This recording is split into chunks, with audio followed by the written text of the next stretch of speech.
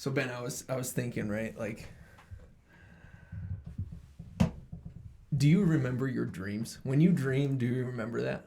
So I remember a few of them, but not very many. But I hear good stories about what's going on in your household. So Well, yeah. So I mean, as a dad of 4, right? And we randomly, so one crazy, creepy thing that'll happen sometimes is all we'll hear is just this shriek, right? And then silence. And so we'll go to the baby monitor, like, what's happening? Mm-hmm. And nothing. There's nothing. They're not even moving. Yeah. They're not even squirming. Nothing. They're just there. Tesh and I look at each other like, what? Yeah, see, both my kids when they were younger, they'd do the night terror screams. Right. It wasn't very long, but yeah, we had a few instances where you're like, they had a bad dream because they are inconsolable, Well, there's times like we're right at the edge of falling asleep, and it happens, and it gives you chills, right? What is happening? So, so Ben, I'm glad you're joining me again. Got to be here. And then my brother, Roland. Definitely. Good to see you here with us. Wouldn't miss an opportunity. Heck yes. Super, super excited and happy that you're with us on this episode 2. But yeah, so dreams, right? So I don't remember like any of my dreams really. Yeah. If I do, it's a real big surprise. However, I do hear stories quite often about my dreams and talking in my sleep. One of the more recent ones in the last year so this is Tesha telling me the story, but apparently. No, and Tesha has a long list of these stories. Oh, yeah, there's probably more than this. Yeah. But apparently, in the middle of the night, she gets woken up by me. I'm frantic, right? And I'm like, Tesha, you gotta get up, you gotta get up. We gotta evacuate. We have to go. And it isn't just like me rolling over and tapping her. Apparently, I'm both hands above her.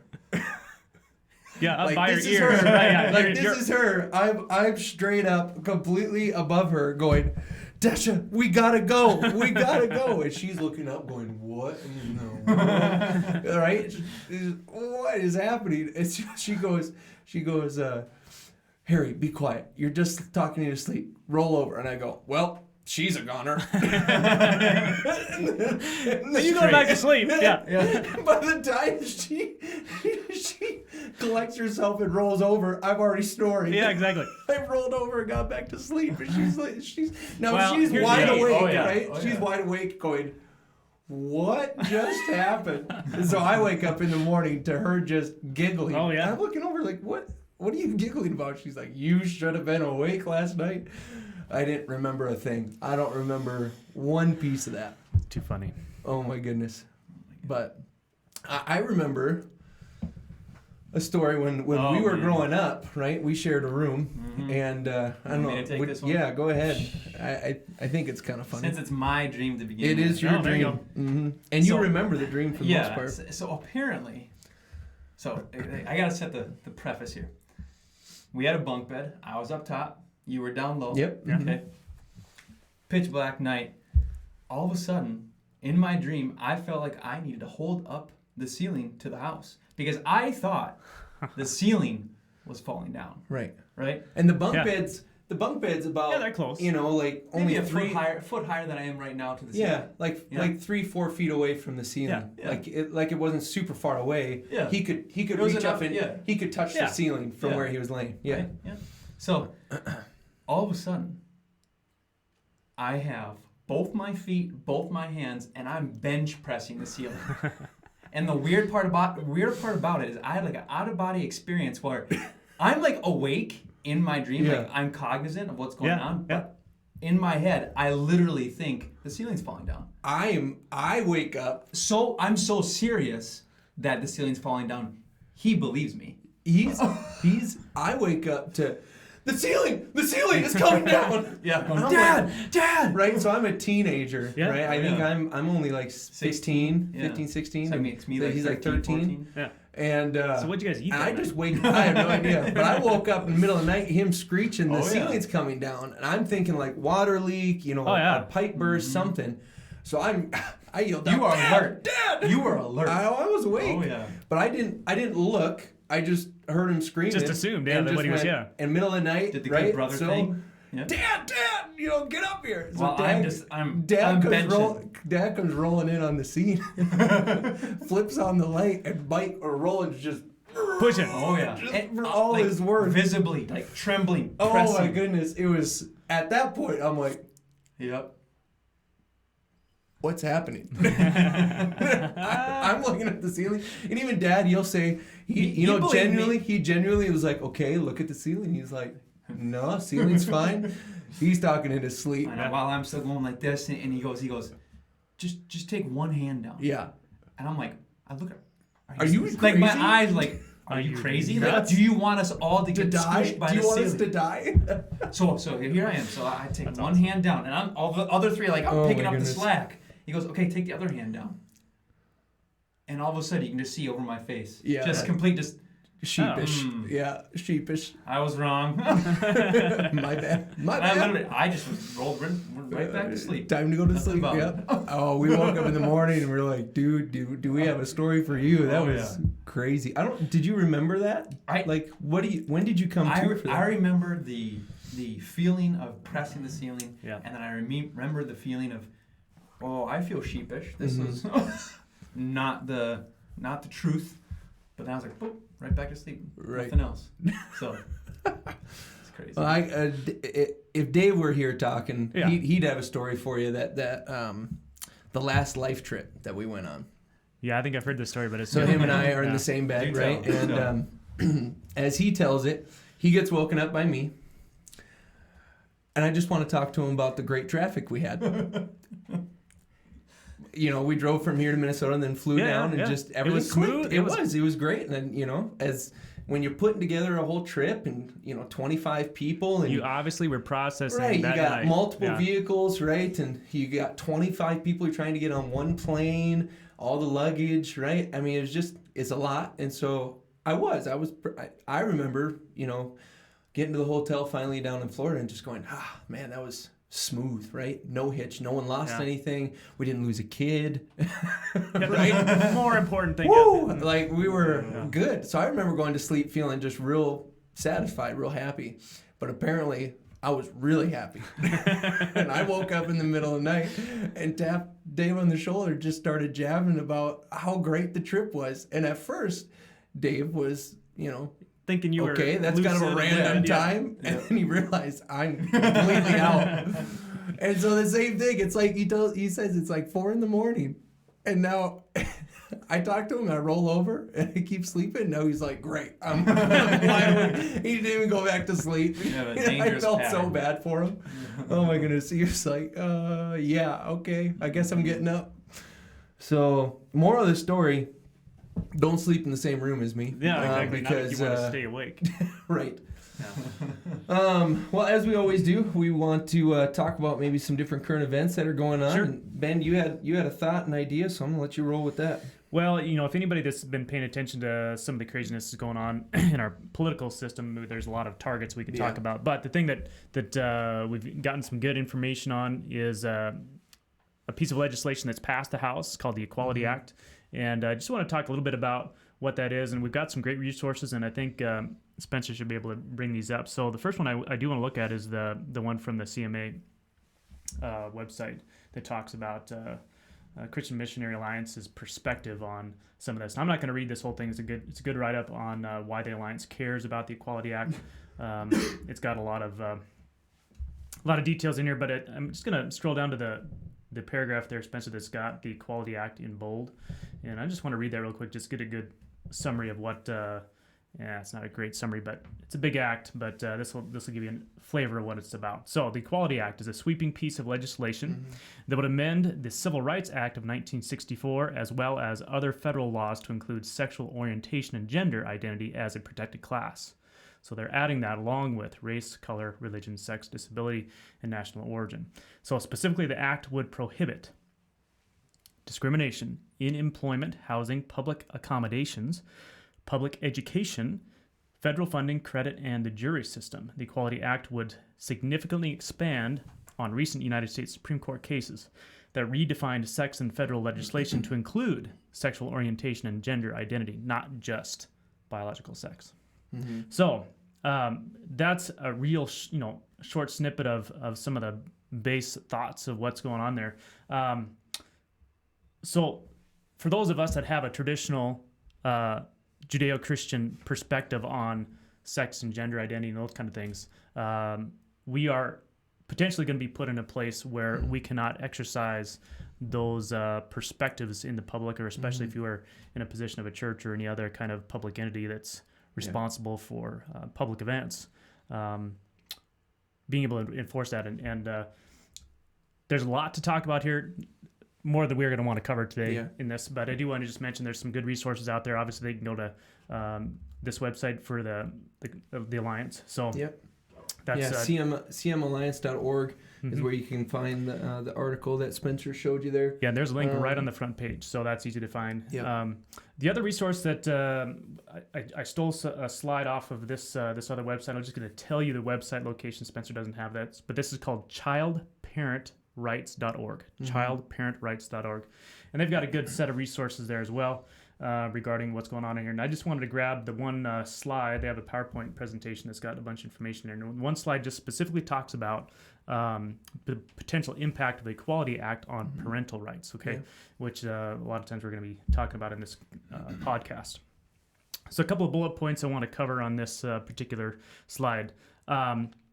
Under this act, the parental values of modesty, privacy, and safety would be contradicted by school officials who require that children accept opposite-sex classmates in their restroom, locker room, and or shower. So a lot of people just think, oh, yeah, that's like senior high, junior high. No, we're talking all the way down to kindergarten level. Yeah. All right. So even before a lot of parents are having conversations with them about some of the things going on in our society, the school's going to be confronting these children with this dynamic right away, right? So some things to be concerned about that way. Obviously, access not just other children in those restrooms and locker rooms and such, but adults as well, right? So some concern about that. Children would be required to affirm that their female classmates are actually male, and vice versa, contradicting their parents' instruction concerning the binary nature of sex. Okay, so once again. And I'll read this last bullet point here. Likely, this would lead to universal instruction about sexual orientation and gender identity as normative, contradicting parents' teaching about the created nature of men and women and human sexuality. Okay, so there's a lot packed in there. The short of it is, and if you've been involved at all in living life and engaged in our society over the last several decades, there's a whole bunch of things that we as parents have to be cognizant of, aware of, and be ready to shore up our instruction to our children, right? So the teachers in the school should not be the primary teachers of our children. Yeah. And we're going to talk about leadership in a little bit, but we should be, as parents, the primary teachers and caretakers of their development. And there's more and more of these items that come up in society that are flat out contradicting what we as parents want to see. And I am concerned about this as a parent. Yeah. And so there's two ways to deal with that. Obviously, you can fight on the one front of talking to your legislators, those that have been elected in leadership. You have certainly the right to call them up, express your concerns, send them emails, letters, whatever your perspective is on it. Communicate to them. That's one way. Obviously, we can pray as Christians that God's will be done in these situations. That these kind of encroachments on the way we want to live would be held back. But thirdly, we need to make sure that we're actively taking care of instructing our children, because the world is going to continue to get darker. Yeah. They need to be able to be knowledgeable enough to be able to navigate that appropriately. Well, and the important thing too in our society, it is growing more and more where if you disagree about something, then that says that you can't have some a positive relationship, or our society says right now in a lot of ways, the cancel culture and things like that, if you disagree, relationship over. And when in reality, that's going to create just this huge divide that already is there, and it's going to create a deeper one. As I look about, as you say, instructing your kids, all people, no matter who they are, Yep. or what they choose to be, and things like that, deserve love. They deserve respect. They deserve compassion, right? Regardless of their choices. I don't care who you are or what you've done. The worst of the worst, the best of the best. That doesn't exist. You are a human being. You, especially as Christians, we are called to love, and that means especially in the midst of disagreement, right? In the midst of not seeing eye to eye to some, in the midst of as you're saying, this Equality Act in some ways could lead, a snowball effect to, different rights of churches and what we believe the Bible teaches and things like that being oppressed and taken away. And even in the face of that, we're still called to love and respect and things like that. But how do you love and respect somebody when you disagree with them? Right. And the easy out that I'm seeing happen a lot is, well, just don't be friends with them, or just don't have a relationship with them, or just cut them out. Right. And that creates a bigger divide. Well, rather than good discussion where you might still disagree at the end of that discussion, but at least you've been able to hear out that person's heart. And quite often what I found when someone disagrees with me vehemently, like something really, really tough, if I give them an opportunity to speak and I hear them out and I try to understand where they're coming from, I still have a relationship with them. If I cut them off or I push them away or just immediately dismiss what they're saying, right? Even though I might not agree with it, even though I might not believe what they're saying is good or right or true, if I just immediately dismiss it instead of hearing that person out, because reality is when someone's talking, the words they're saying is only a piece of what they're actually saying, right? There's a lot wrapped up in most times, especially when it comes to these type of subjects of gender or homosexuality or anything like that, right? There's a lot wrapped up into just one sentence, sometimes just one word that you have to be willing to be patient and listen and hear. And then you would hope the person across from you would have the same attitude, same thought process. And man, it's increasingly difficult to do those things. One of my friends, Richard Ng, just did a podcast episode about, can you have profitable debates on Facebook? Right? When I say that, immediately we're all like, ooh, I don't think so, right? Yeah. It was a great episode. I encourage you to go check it out.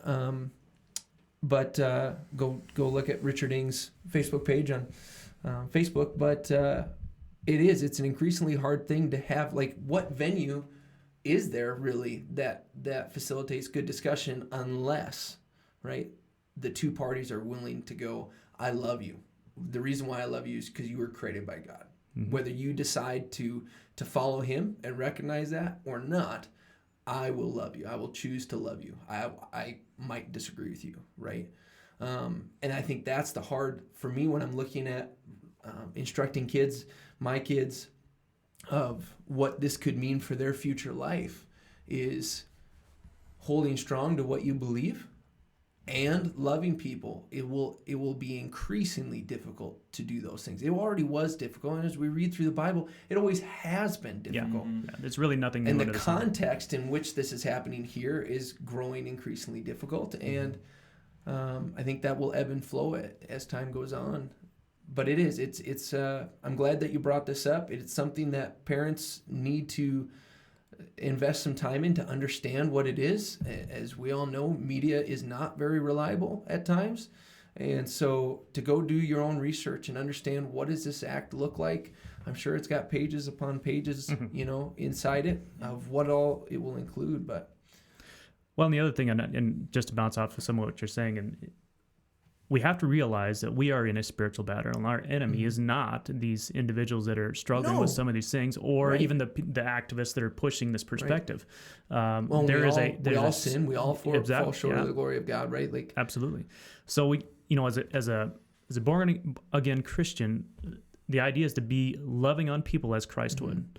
And that means doesn't mean I valuing them as individuals, right? But not necessarily their choice of lifestyle or their choice of how they are thinking about reality around them. And so where it gets I think the most difficult is when they are pushing you into a position where you can't say anything, or they're going to start taking away things from you, taking away rights, and that's unfortunately where parts of our society are going. And so, at the individual level, position, your how are you going to approach those subjects? How are you going to carry yourself? Are you things like intentionally not going to bring up something that might lead to a interesting and maybe unproductive, well, as you said, talk here in the next Facebook part, rant. So pride rarely helps you out, right? Coming with humility is but a it's huge not going to help if we're engaging the battlefield with a chip on our shoulder, judgment bitterness. in our judgment and bitterness towards those that are on our intellectual. Right, or to say because you made this choice, now your entire existence is defined by that choice as well. Yeah, exactly. That's ludicrous in the same way that, if I stumble and I commit a sin, now my life is defined by that sin? No, of course not. That's the trap. And that's what the enemy wants to push, and that's the perspective that he wants to have the church portrayed under is as one of judgmentalism and strict, harsh rejection of people, no matter if they're not just like us, then we're to reject them. And that's obviously not the gospel. It's obviously not where we are. Yeah. We enjoy the benefits, few that they may be, of living in Sydney, Montana. A bit of a Where you live, you're living in a different state. We were just, Roland and I were golfing earlier today, and you don't got to wear a mask. It's a little bit different. He's like, what is this? A couple states over, but it seems like a different country almost. Yeah, don't tell them that the wind was going from here to there. We're blowing COVID in their way. So yeah. So I was going to add one more thing to the conversation. I have a couple kids, very young. Still a few years out from getting to this into the school age. But when I hear these kind of conversations, I feel like sometimes, like just with the Equality Act in general, sometimes when I hear it, I'm going, man, how much more do I need to be in the Word of God? Exactly. Do I need to focus on those granular pieces of our walk of faith that I need to instill in my kids? Totally. It's like if I'm not getting the Word of God myself, how can I be prepared? Right. In order to get them educated and filled with the Word of God themselves. Yeah. So you're right. It starts at home. It starts with us. Yeah. Honestly. And our walks with God, 100%. You cannot truly love somebody unless you yourself understand and are in the love of Christ, right? And letting that flow through you and flow out of you. Exactly. There's definitely different times. We all have that, difficult people in our life, where I take a moment and go, God, help me love them. Like who I am, my flesh, really struggling. I'm annoyed with them or frustrated with them, or they've let me down this many different times. Help me to love them, right? Help me to see the person that they are, like inside, and ignore sometimes the actions going on for the moment, to just be able to love them the way that I should, right? Jesus preached, love your enemies, right? That's a really unpopular thing right now. Yeah. To love why would you waste the time? But right? see, that's the challenge. It's like, but love is what changes everything. Yeah. Nobody's been won to the kingdom by being argued into the kingdom or judged into the kingdom. I won the argument, so now you're gonna surrender your life to God. Yeah, no, it doesn't happen. Never happen. So, but whose job is that to bring conviction? It's the Holy Spirit's. So we can be in prayer for all these people that are under delusion, under that twisting of the truth and reality. We can be in a position of partnering with God, say, get out there and do the work of the kingdom in the spiritual realm, so that hopefully these people are seeing the truth at some point. And if we're loving them at the same time, I think that's a way better strategy than standing on a soapbox and rightfully so, speaking truth, but doing it in a very judgmental way. So right. To be a light is one thing. To be obnoxious is another. Right. Great. I'm glad that you brought that up, Ben. Thank you for bringing our current event of the day. And it leads actually really well into our next subject. In talking with Roland when he was coming out, I'm like, man, I really like to do an episode with you on this podcast, right? We only did episode 1. This is episode 2 of the new season, Onward and Upward. And so, so we talked about what onward and upward meant last time. And so this time we're looking, and this is something that's kind of been through my brain. I kind of threw it out. Roland's like, yes, that is awesome. And it's in the subject of, to what structure do you raise your kids, right? And it doesn't necessarily pertain to, single child households, right? We're talking households of 2, 3, 4, typically more of the 3, 4, 5, 6, where you kind of have a group of kids, right? Which naturally, that's where my mind goes. I've got 4 kids. I do have a 5th on the way. So I'm looking at, how do I raise these kids, my children, my sons, and whatever the 5th, the son or daughter, right? Yeah. How do I raise them to not simply be great individuals, but just as we were talking before, to coexist with others really well, to have unity, right? We read in Scripture all over the place. I brought up 1 Corinthians 12 in our last episode. We aren't going to dive into that whole ton today, but that's a great piece of Scripture to go to as well for unity in the body and things like that. And so this idea, jumped in my head as I'm reading through Psalm 78, Deuteronomy 6, and all these awesome pieces of Scripture. What if I raise my kids as a leadership team? Now, it's huge on my heart of raising up leadership teams, not a leader. A leader is great, but a leader that's solo by themselves will typically stumble, fall, and fail. If there's not accountability, if there's not unity, if there's not a group moving, it's really tough, right? If a leader leads by themselves, is only successful to their capacity. That's one of the sayings that I've been told by a mentor in the past, right? And what that means is, if you're doing it by yourself, there's a limit to that, and we have a human limit to our ability. We have a limit to our time. You only get 24 hours a day. No one gets an extra second or an extra minute or even an extra hour, right? Wouldn't it be nice? All of a sudden, like today, I could really use 28 hours. Get that extra 3 hours of sleep. We're good. Yeah. Right? It doesn't work that way. When that 24 hours is up, it's up, and it's the next day. So how do you make best use of that time? And this idea of children are a leadership team. And I started unrolling that and going, what would that look like? What would that mean? And this isn't just like yesterday I thought of this. This has been over the last couple of years that I've been really thinking this through and going, man, this is something interesting. So I've been experimenting, if you will, right? Of like, what would it look like if... Your poor kids. I know, right? Well, let's be honest. I was talking with Roland. I think I was talking to you too. Isn't raising kids in a lot of ways just one big experiment? It's like the practice of medicine. Right. It's like, that didn't work. We're not going to do that again. The way you discipline, the way you motivate, the way it's all going. I want to love you. I want to respect you. I want you to grow up in the right way. But there's a lot of different opinions and views and things like that. And this is one that I'm like, okay, what would it look like if my kids were a leadership team where Harry, just because he's the oldest, he isn't the alpha and just leading the charge, and now all of you need to follow him. Right? And so I talk with him sometimes because it's natural to be the oldest. Yeah. You've been around longer. You think you know more. All that stuff. It's a natural thing that happens. But just because it's a natural thing that happens, does that make it right? Or better yet, just because it's good, is that the best? No. Right? And so I've been talking with Harry of going, what gives you right or authority to tell your brother Oscar to pick up his dishes? To just pick up your dishes. Mm-hmm.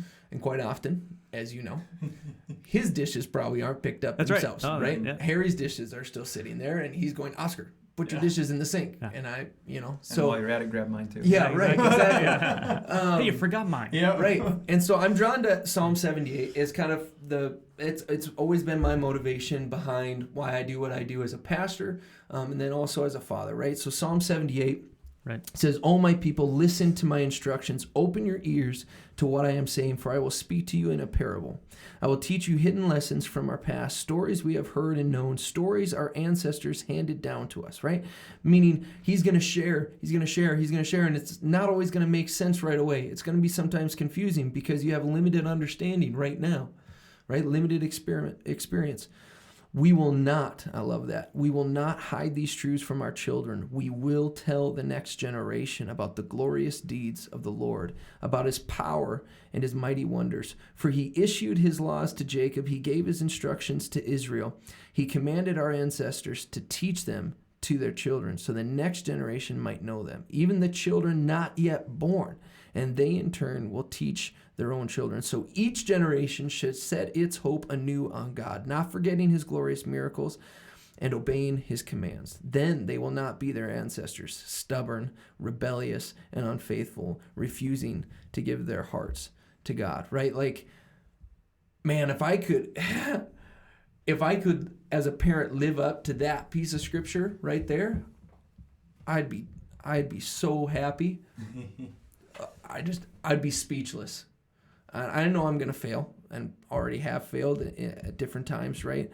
But like Psalm 78 is just always that place where I go, that is such a great place to start of, I'm not raising these kids. We said in the first episode, mm-hmm. What goal do you have in raising your kids?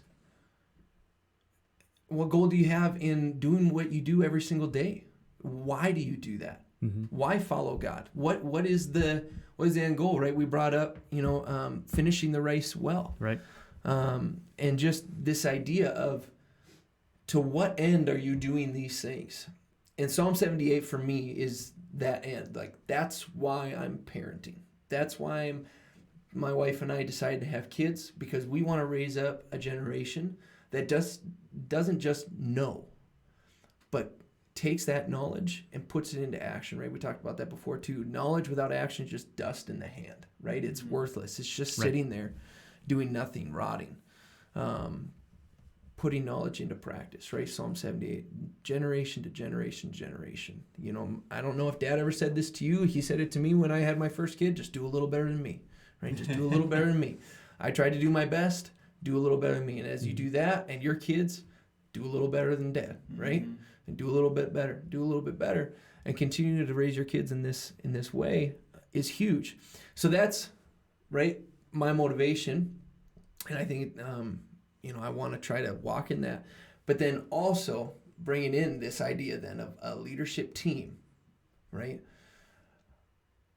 I go to Ephesians 4 and I look at unity, right?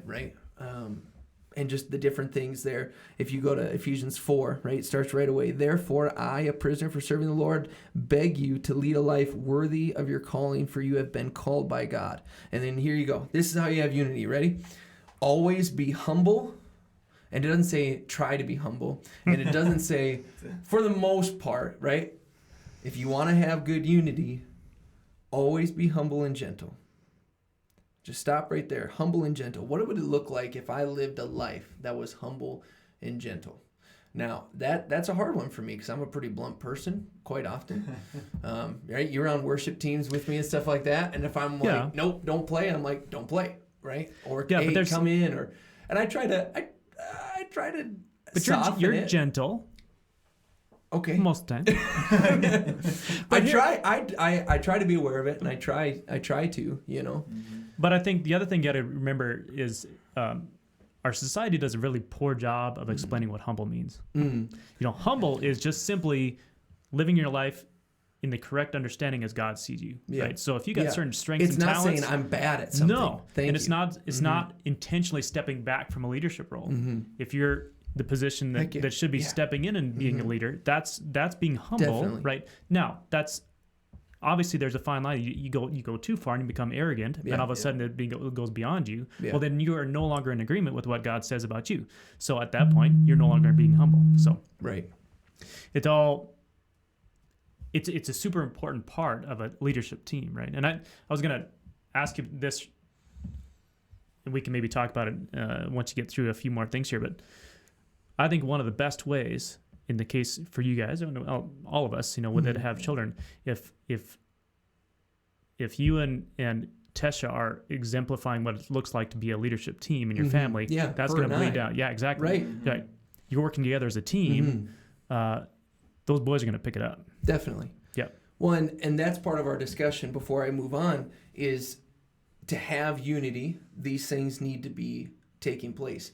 If they don't take place, you can't have unity, which as I'm reading this, I'm very closely related to a healthy team and an unhealthy team. An unhealthy team, it's going to have a lot of pride. It's going to have a lot of selfishness. It's going to have a lot of bitterness. It's going to have a lot of anger. It's going to have infighting. envy and all these things. A healthy team requires humility.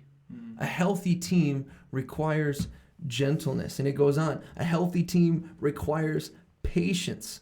A healthy team, and I love this, making allowance for each other's faults because of your love. How often do we do that? My wife is phenomenal at it. I don't know how she does it or puts up with me sometimes. And I've told her that your ability to look past someone's faults astounds me. Yeah, it's a super. And it's not that I'm skill. sitting here just judging everybody. Yeah. But I'm just talking, man, when I screw up and she's a lot of times I'm She like, could pile on. How do you but she forgive me? chooses, yeah. Like, and it's not a, you're fine. It's not that. I'm like genuine forgiveness where she doesn't bring it up again. She doesn't, sulk on it. It doesn't create bitterness. It's done and it's gone. I'm like, how do you, or I'll be driving and this person cut me out or is irritated and she goes, it's fine. No big deal. Yeah. I'm like, how are you that person all the time? I wish I could dip into that well a little bit, like. Definitely. My wife always says something along the lines of, well, maybe they had X going on. Or they tries to get to their side. Yes. And give my perspective a fuller understanding. Yeah, totally. Which is, and that's what she's doing, right? In that moment, she's making allowance for someone else's faults because of their love for that person. So it goes on, make every effort to keep yourselves united in the Spirit, binding yourselves together with peace. Okay, so now I'm taking this leadership idea and going, outside of a strong team are all these bad things I don't want my kids to live for. Selfishness, pride, bitterness, envy, anger, frustration, annoyance. Just live in that space, right? Who wants their kids to live in that space? No one. If I could sit there and go, someone told me, your kids, wouldn't you love it if they could live in harmony with people, that they live with patience, that they would make allowance for your faults as a parent, right, that they would love you, that they would love each other? I'm like, yeah, right? Yeah, immediately, I'll do whatever. I'll do whatever it takes if that can be the outcome. And it's getting me thinking, I wonder, would this not lead to that? If I lead my kids in a leadership team where they work together and they take ownership of this team as my kids, where their brother stumbles and falls and they take it on like it's part of my responsibility to help a fallen team member, right? A fallen brother, exactly, or sister, and go, I'm going to help them up. And then as a parent, to be the head of that team, to train that team, to, you know what I'm saying? To me, at least, it like totally changes my outlook of raising kids. That I'm not just raising individuals, right? Yeah. And I'm like, now I gotta, I'm gonna try to, and they're all unique, but as a team, if they're healthy as a team, and I'm raising a healthy team with my wife, they're gonna recognize the uniqueness. Right? Just as in our leadership teams here at the church, you're better at this than I am, or I'm better at this than you are. And it's not a pride thing, it's a let's do this together thing. It's humbly, right? Yep, humbly recognizing everybody's strengths and talents and their weaknesses. Yeah. And making allowance for it. So the other aspect of this is, I think, if as you are building a leadership team in the sense of your children, one of the natural consequences of that is you're going to end up with a team of leaders. Right. Now, what I mean by that is that they are going to get a taste of what leadership looks like in a healthy way. And so when they are apart from the family and they're in their job or their schooling situation or their sports team or, speech and drama, whatever that additional aspect of their life is where they're working with other people, they'll understand that dynamic of what it looks like to be in a healthy team, and they can bring that to it. And I think they also, there's always a learning process in this whole thing. So teaching skills of how to work through conflict in the midst of a team is super important. Yeah, and so you're on the early end, I'm on the early end, you're right in the middle. Right? You have so an 8th grader and a 4th grader. Right, and that's my challenge, right? So as I've got a little bit of spread between my kids. Your guys' kids are a lot closer together. Well, and we talked ahead of time. Yeah. We have ignorance to raising kids. And I've talked to Paul and you about that word. Exactly. Ignorance gets such a bad connotation. It's actually not a bad don't know word. what you It's don't just know. saying you have a lack of understanding. Yeah. If you didn't say you had ignorance, a little bit of pride. Right. Yeah. I'd be the first one to tell you. Right, that. we're on this other end of going, okay, all right, my oldest is 4, he'll be 5 in June. Where can we go from here? Mm-hmm. And how can I have an 18-year-old that exhibits these things to the best of our ability? And for you, you're kind of in the middle of that, right? But there's others like my father or Dave or Paul and several others that we know, men, women, that have raised their kids and they're out of the home and they're on the other end. So this is just part 1. I'm hoping to do a part 2 of this same subject and talk with those parents and go, I'm looking forward to that conversation with them of, what do you think about this? Did you raise your kids with this idea? What do you think would have happened if you had, or can you still affect them now in that way? We talked about that. Parents a lot of times will discount their impact on their kids, even at 25, 30, 40 years old. Mm-hmm. One word, a parent can say one word and completely change, their kid's attitude. Yeah. Or decision or anything like that. Parents have such a huge, I think it's help me, Roland, it's like Matthew 18 or something, that it talks about, if you lead one of my children astray, it's better that you would have a millstone wrapped around your ankle and drop to the depths of the sea, right? Do not lead a kid astray, please. Yeah. Why? Because they don't have the experience you do. They don't have the knowledge that you should. They're going to follow you. That's the natural thing that's going to happen. And so it's such a huge weight, not like heavy, like I'm suffering under it, but just the mantle of leading kids, leading my children is so huge. I spend a lot of time thinking on it. And so, I don't know. I'm curious what your thought is on this. Yeah. Go ahead. You've got a boy and a girl? Correct. Yeah. Okay. So I have both of the sexes. Yeah. So the way I talk to my boy is way different than how I talk to my girl. It's amazing to me, and the biggest thing that I can see from it is their reaction, right? If I try and talk to my son the same way I talk to my daughter, the reactions are completely different. Yep. Let's say, they did something wrong that they knew they'd overstepped the bounds, With my son, I'd probably be a little bit more stern. Like, you knew the line, you crossed it. Yeah. With my daughter, I've learned I need to have a gentility about the way I come at her. Or she won't receive what you're saying. Yes. Yeah. Yes, because I need to hold her in a light of, I want to love you. I want to. Well, how she sees love is different than James. I want to be the man that I hope one day would love you back, right? And if I'm being harsh with her, that's what she's going to expect in the future. Right. I don't want to be harsh. I want to be loving. I want to be kind. I want to be gentle, and I want to lovingly correct her in the way she should go. And in the realm of this, specifically regarding my kids, with this idea of leadership with the kids, twofold.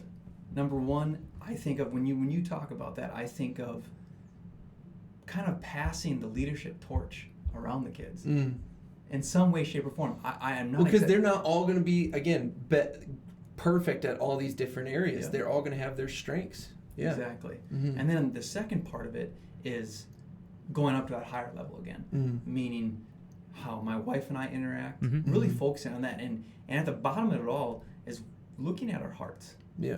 What position are our hearts in to be able to lead? Yeah. Right? If your heart is in the wrong place and you're trying to get something out of leadership, you're enjoying the power, you're enjoying where's your heart at? Yeah, self-serving. Exactly. Yeah. So there's a couple of the thoughts that I have going around in mind. Totally. Yeah, I thought about that too, right? If I'm harsh with Tesha, then my boys are going to be harsh with Tesha. If I'm gentle, soft with Tesha, as in the same way for her, if she's harsh with me or giving me attitude, the boys will think that it's right. That's what you're supposed to do, and rightfully so, because they're watching and learning and taking in what is presented to them. And and how cool will that be? And you brought it up too, Ben, of I tell our youth all the time, you can be a leader. But somehow our world has told them that unless you're the the extroverted type that has crafty speech and can speak great in front of crowds, you can't be a leader. And it's just absolutely wrong. I've watched some of the people I respect the most are the ones that walk quietly and humbly, that aren't the ones with crafty speech, are the ones typically that are going, this isn't going to come out right, but, and then they say it, right? One person that comes to mind is Terry Young. I always, when he spoke, I hung on his words. Why? He didn't speak very often, but when he did, you put down what you're doing, whether it's thinking up here or doing something with your hands or whatever, you stop and listen to what he has to say. Because if he's saying something, it is of great importance, right? I think of my older brother Michael, it's the same thing. He's not going to give you, 1,000 words, and then you pick through, kind of like, that's who I am, right? I'm going to give you 10,000 words, and I'm expecting you to pick out what is important to you. And, in some ways, you think meaningful. out loud. Yeah, I out loud. And Michael, Terry, and others, right? They've thought about it before words, they get, man. This is important. Yep. And it's worth listening to. I hope people think I'm worth listening to too. But it's a different nature, right? Yeah, and what comes to mind when you speak on that is, as you being a leader. Being a leader doesn't always mean dominating conversation and being out front. Sometimes, thank you. Yeah, sometimes being a leader means get it off of me. Let's hear from you guys. Yep. It's having that unity that you talk about in Ephesians 4, being able to understand like different perspectives. Yep. Let's put things together in order to create the best leadership team. I've long told Ben one of the hardest things for me, like with our worship ministry, is when we came going, all right, what is our mission and vision? What are our core values? And the first thing is, you guys looked at me like, what are they? And I'm like, right. That was really hard. Inside, I was at conflict. I was at war with myself because of course I had a thought of what I wanted it to be. But you remember what I told you guys? I said, it's up to you guys. I ain't giving it to you. Yep. And you all looked at me like, okay. Aren't you the leader? Aren't you supposed to do this? You're not being a very good leader. Right. Yeah. But I learned from others. Now, this isn't some epiphany that I had. I watched and I went, there's something really cool about being humble, taking a step back and going, do I trust these people I've surrounded myself with to do this thing and do it well? And if I don't, then one, I have to go to God and go, are these the right people? If they are, I need to get my heart right. If they aren't, if they're being prideful or selfish and things like that, then we need to have those conversations and bring that around. Not cut them out, bring them in deeper, right? But I looked at you, I looked at Susie, I looked at Tesha, I looked at Keenan, I went, yeah, let's do this, right? Like, and it's not like you weren't, you guys. Yeah, and it's not like you weren't participating, but you were certainly not taking the lead on the idea generation and the. Oh, it's so hard, man. I know. It was so hard, but it was really, really good. And I think what we came out with at the end was a really good product. And and I do that a lot with the youth leaders now. And, it's good. I said that when I first came. If you remember in our interview, I said I don't want it to be me. I'm spending this time so that these ministries are stable without me. Not because I'm just going to leave, but because I don't want it dependent on me. Reality, who I am, I would love it to be dependent on me because then I feel important, right? I feel fulfilled. All these, but they're not healthy aspirations. They're me aspirations. When in reality now, when I look at it and I go, I feel so much more fulfilled the way things are now. Why? Because I've got a team with me doing this. And reality is my thoughts, expectations, what I wanted has changed. Yeah. And when I finally submitted to that, I realized when you guys came forward with these ideas, I'm like, those are really good. Whereas before, if I approached it going, I think this is what it needs to be, to an extent, a lot of what you guys would have said, I probably would have gone, oh, I like this better.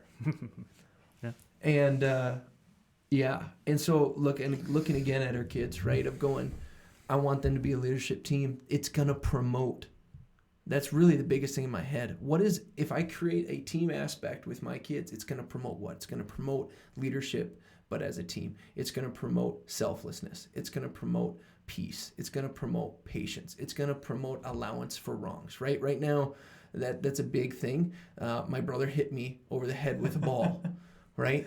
Well, why did he do that? Well, we were playing basketball. Okay, allowance for something to go wrong. Like, you don't need to get mad at him. You're mad at the situation, and that's valid because no one likes getting hit in the head with a ball. But where's the heart? But a lot of times, right, but a lot of times, exactly. And you go back and you go, Oscar, did you mean to hit Harry in the head? No, we were just playing. I'm like, okay, so you guys talk to each other. You don't, I'm going to be there. I'm going to be present. I'm going to be active, just like you were saying. Yeah. Like, in all these team things, it's not so I do less. And in fact, in a lot of ways, I'm doing more because I have to have all my stuff together ready to go on top of make room for everything that you guys are wanting to do. Same thing with the kids, right? I'm even more involved. But they are no longer coming to me, okay, Dad, be the arbitrator of this. Figure it out. Well, of course, then when they're 18 and they're out of the house and Dad's and Mom's nowhere to be found, and they get in an argument, what do? They react emotionally and they act on it. Why? Because there's no one there to solve it for them. And I'm sitting there going, I don't want that. I want my kids at 5 to go, hey, Oscar hit me in the head with a ball. We're playing basketball. He probably didn't mean to do it. That really hurt. And it really frustrated me. Oscar, can you please be more careful next time? Yeah, Harry, I'll try to be more careful. Now, it sounds way different as a 4-year-old and a 3-year-old speaking, right? Exactly. And it won't come out like that, perfect speech or anything like that, but that's what I'm hoping to foster. But outside of a team, there's no ownership to those things. There's no what's the word? There's no accountability. Yeah, accountability. That's the word. There's no accountability to those things. It's just, I'm going to try to do my best. Well, no, come together, and when you guys fail, help each other and go, hey, seems like you're just trying to do something for yourself. Can we do this as a team? And if they're all walking humbly, they'll receive it. But if there's no team aspect, there is no accountability. There is no ownership to these kids working together to accomplish something cool. And I think that these households, if their kids were a team, those kids would go and accomplish something amazing if given the opportunity to go do it. And my hope is my kids, when they get to 8, 10, 12, 15, that they grow continually as a team and they go accomplish something cool as a team. Not when they're 18 and somehow arrived at adulthood and now you're important and now you can go be a leader. Be a leader at 10. No, it doesn't mean you're probably going to be up front, saying much.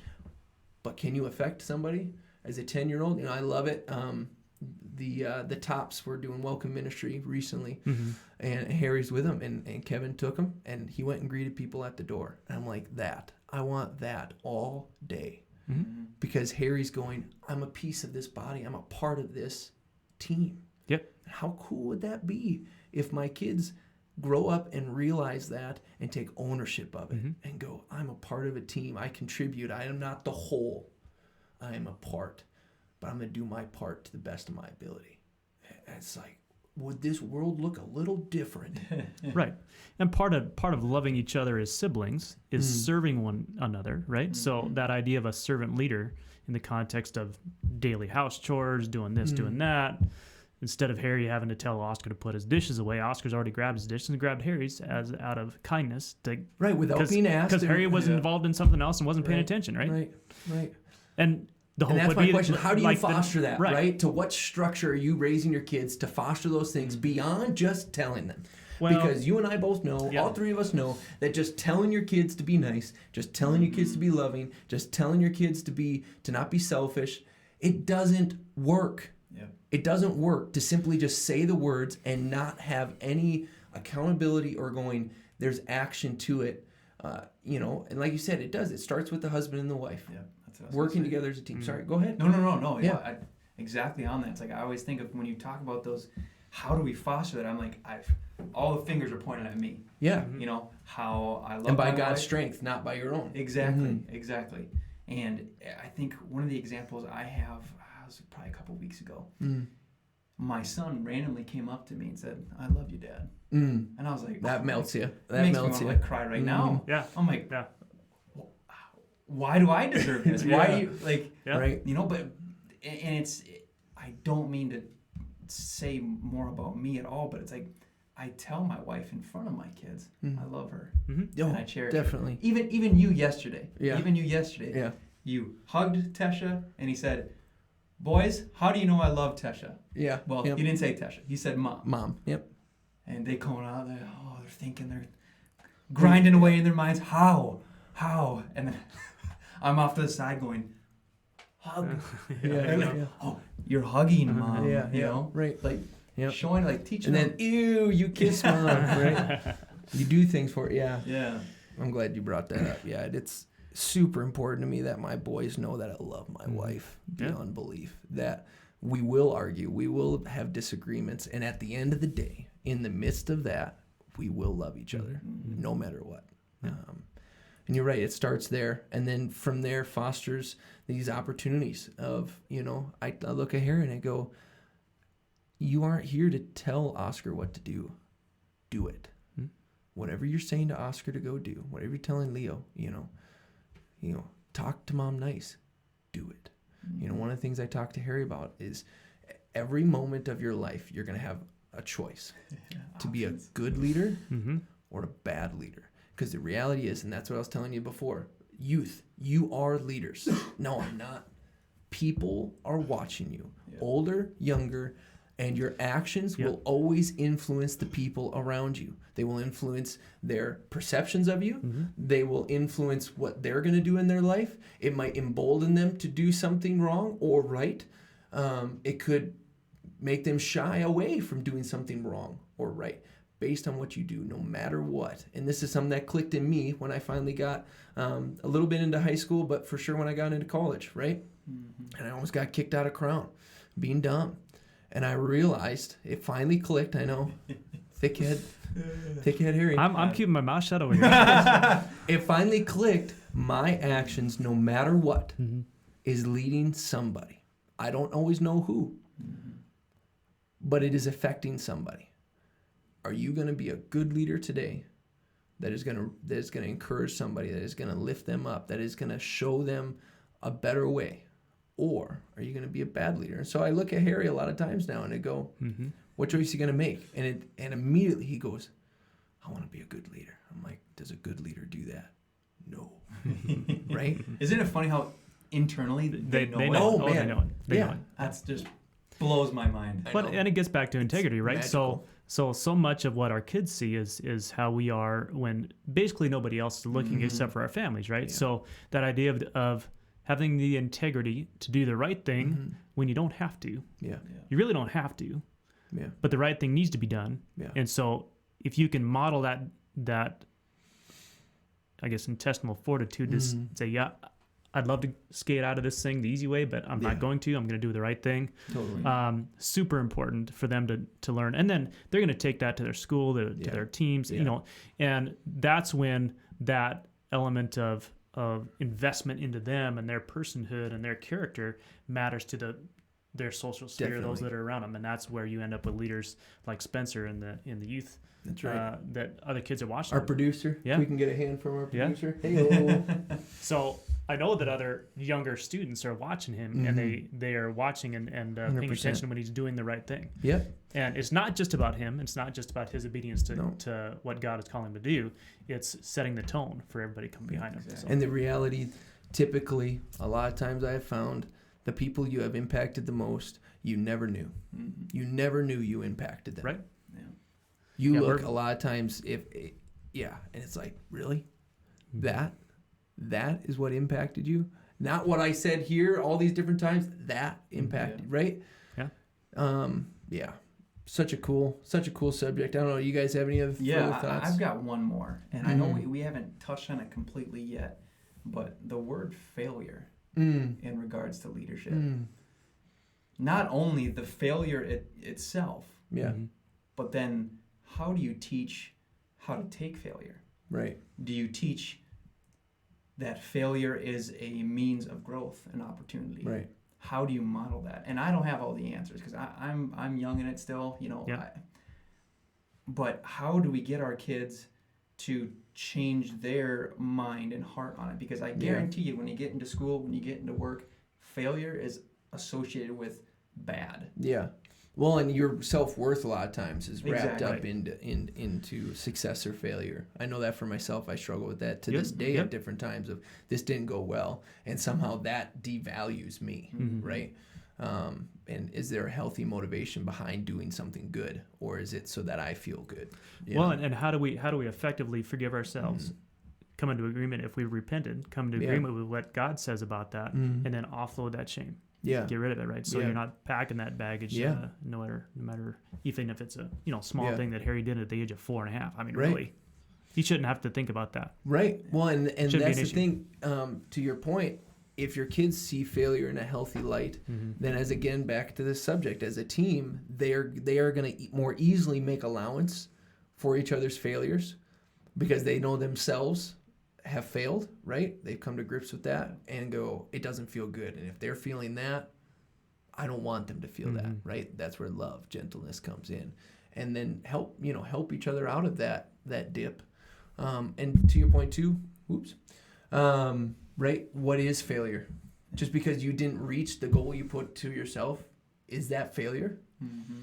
Or did you learn? You know, I talk to my boys a lot of times of, I don't think that went bad. Did you learn from it? Yeah, I learned from it. I'm like, success. Yeah. But it's your perspective. Yeah. It's one of the things that I think Reese is coming along really well and understanding some of that.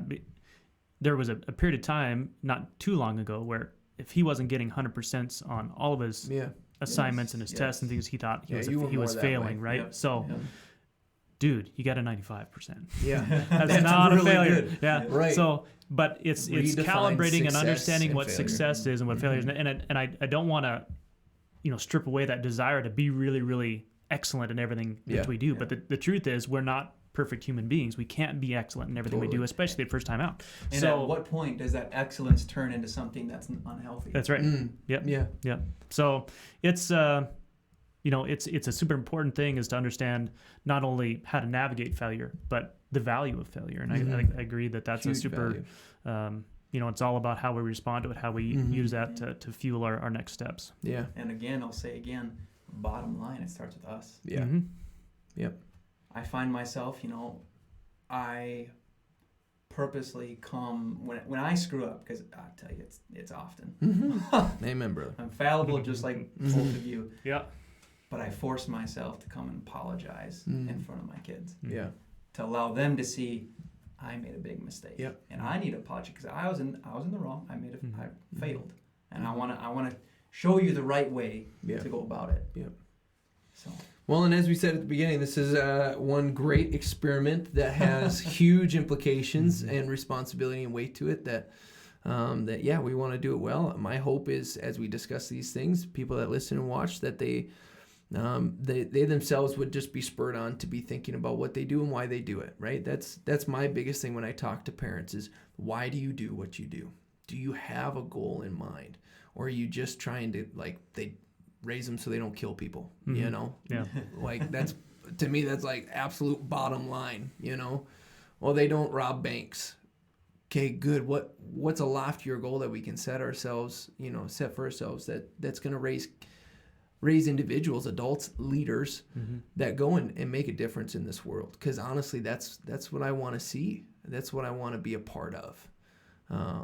And as followers of God, right, that they would make a difference for the kingdom, right? That God would be glorified through it all. And I think by exercising, teaching your kids how to be a leader in their own respect, in their own right, because everybody's going to be a different leader. 100%. You are way different than I am. Yeah. We're brothers. Yeah. But we're leaders in our own right. And only a year and a half, 2 years apart. Exactly. And so how do we get them to learn about their own leadership style? And then how does that leadership style fit in what God's will for their life is? Yeah. Because I think when they start to dig into who God created them to be, they will naturally find their lane where God desires them to be.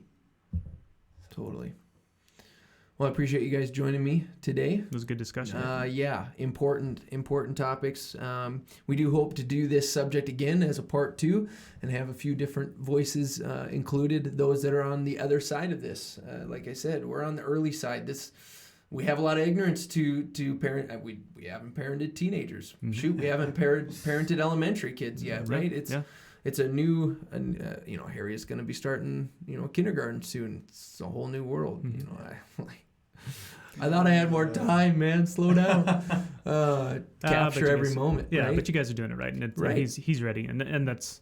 So the one thing I will say, Mm-hmm. and we both can say this, I kind of hope that you end up with a daughter. Wouldn't that be now, great? Now I know that you guys are good with either way, and Mhm. it's in some ways it'd be easier to have. We a joke son, about having twin daughters. Yeah, so. there you go. So there is a different dynamic, Mhm. and I would just say, if you end up your 5th one is a girl, I will be constantly in prayer for her future boyfriend. Yeah. I won't even have to do anything. Nope. Your boyfriend comes Go over and I'll through just 5 stick men. the Yeah. suns on them. Yeah. Yeah. Take care of them, boys. Yeah. Mm-hmm. Indeed. which is good. Yeah. So thanks for joining me. Episode 2 of season 2, Onward and Upward. And that's what we want to live. We want to continue to move onward and upward in our relationship with Christ, taking a step forward. Life is going to be hard. It's always going to knock you down. That's not an if, it's a when. And we want to continue to move forward in our walk with God and continue to grow in relationship with others and Him, right? And so that's why we exist. That's why we do what we do. That's why we talk about what we talk about. And look forward to the next time that, Ben, you get to join me. Yeah. Maybe down the road, Roland, you get to join us again on this. And thank you all for listening that are. And we'll catch you all next time.